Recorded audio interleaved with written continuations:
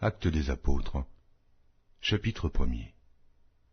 Théophile, j'ai parlé dans mon premier livre de tout ce que Jésus a commencé de faire et d'enseigner dès le commencement, jusqu'au jour où il fut enlevé au ciel, après avoir donné ses ordres par le Saint-Esprit aux apôtres qu'il avait choisis.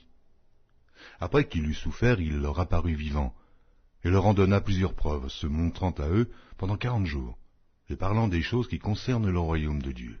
Comme il se trouvait avec eux, il leur recommanda de ne pas s'éloigner de Jérusalem, mais d'attendre ce que le Père avait promis. Ce que je vous ai annoncé, leur dit-il, car Jean a baptisé d'eau, mais vous, dans peu de jours, vous serez baptisés du Saint-Esprit. Alors les apôtres réunis lui demandèrent, « Seigneur, est-ce en ce temps que tu rétabliras le royaume d'Israël ?»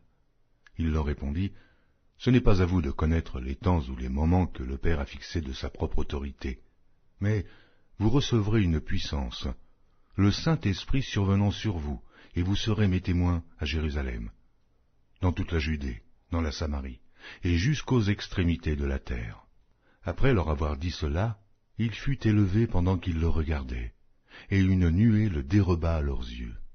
Et comme ils avaient les regards fixés vers le ciel pendant qu'ils s'en allaient, voici, 2 hommes vêtus de blanc leur apparurent et dirent, « Hommes galiléens, pourquoi vous arrêtez-vous à regarder au ciel?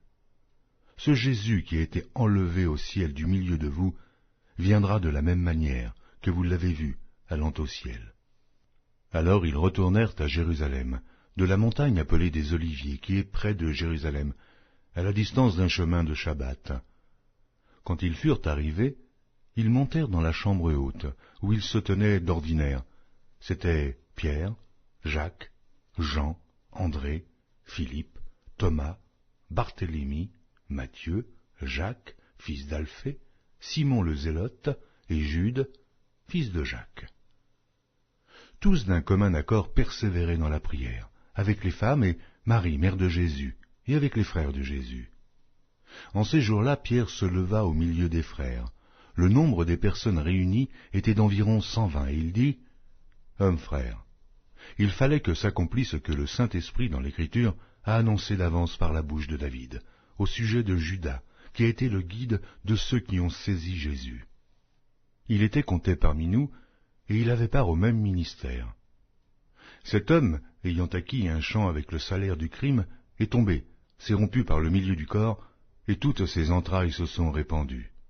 La chose a été si connue de tous les habitants de Jérusalem que ce champ a été appelé, dans leur langue, Akeldama, c'est-à-dire champ du sang. Or il est écrit dans le livre des psaumes que sa demeure devienne déserte, et que personne ne l'habite, et qu'un autre prenne sa charge. Il faut donc que parmi ceux qui nous ont accompagnés tout le temps que le Seigneur Jésus a vécu avec nous, depuis le baptême de Jean jusqu'au jour où il a été enlevé du milieu de nous, il y en ait un qui nous soit associé comme témoin de sa résurrection. Ils s'en présentèrent 2, Joseph, appelé Barsabas, surnommé Justus, et Matthias. Puis ils firent cette prière, « Seigneur, toi qui connais les cœurs de tous, désigne lequel de ces 2 tu as choisi, afin qu'ils aient part à ce ministère et à cet apostolat que Judas a abandonné pour aller en son lieu. » Ils tirèrent au sort, et le sort tomba sur Matthias, qui fut associé aux 11 apôtres.